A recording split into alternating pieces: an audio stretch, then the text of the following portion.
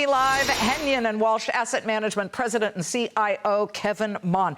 This has been a great month of May. It certainly has. The best May for the S&P 500 since 1990. And a large part of that was due to investors growing more comfortable that there are going to be resolutions with respect to tariffs and trade. China's going to take a little bit longer. The fact that, in all likelihood, that one big, beautiful bill will ultimately get passed, and confirmation that the AI revolution is, in fact, alive and well from NVIDIA earlier this week. Okay, you just said NVIDIA, the key word. I went there. Well, NVIDIA and all the chip stocks are heavily dependent on what happens between the U.S. and China. Yes. Because either their supply chain goes through there or their customers are headquartered right there. Yes. It's not just NVIDIA that's struggling. I showed you KLA and Lam Research, but Applied Materials, AMD, Micron, a lot of these names, ARM, you know, they're worried at this moment. They're off the lows of the session. But how do you read that as an investment? Time to go in because they're still less expensive than they were? Yeah, one of the most positive factors coming out of NVIDIA's earnings, $44 billion in revenue.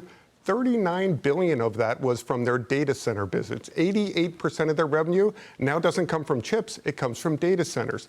Chips have a much larger tariff contingency than the data center business does. So that's encouraging that they're now diversifying their revenue base. And it shows me that, in fact, Liz, we are just in batting practice of a doubleheader as it relates to the AI revolution. The batting practice, of course, being the build out of the AI infrastructure, the data centers, the AI factories. What's coming next? The two games? Well, it's going to be the adoption, the widespread adoption, industrial and application-wise, of AI technologies. And that's where we're going to see a return on investments. So I'm encouraged by what NVIDIA told us earlier this week. And in fact, I think there's even more opportunities surrounding NVIDIA in the AI ecosystem. Okay, but I used the V word earlier, and that is valuation. Yes. Forward PE, price to earnings ratio for NVIDIA, is at a 30. Yeah. Why not go for things that are a little bit less expensive? Sure, and I would look even beyond just semiconductors and chips. How about some of those data center plays? How about the cooling solutions? We talk about companies like Vertiv and Modine Manufacturing. How about Comfort System, ticker symbol FIX?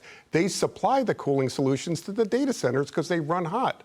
And then you look beyond that. How about the utilities? Utilities, the second best performing sector of the year.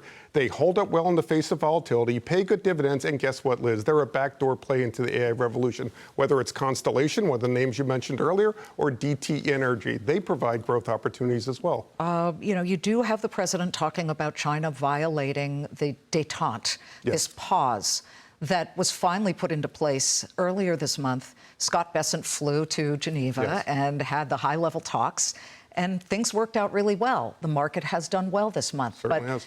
We still see a sunsetting of that 90-day pause that's supposed to come in August. And then we have the earlier pauses for the rest of them that end in July. So doesn't that throw a huge wrench into the picture?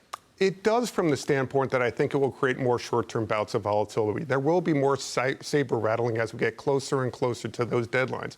But ultimately, I believe there will be agreements in place. And each time there's an agreement announced, that provides a tailwind for investors. Now, investors who are fearful about the potential implications of tariffs and move to the sidelines likely risk missing out on the most significant returns that the market has to offer, as we saw during the month of May. If you exited the market in April after the initial reciprocal tariffs were announced, you missed out on 6% of returns this month alone. So stay true to your risk tolerance, stay invested, and move and shift your allocations where appropriate. Okay, and as we finish up, leave our viewers with where you would shift. Which stock beyond, say, NVIDIA would you shift money into? Sure. Some names that I like on the software side are Microsoft.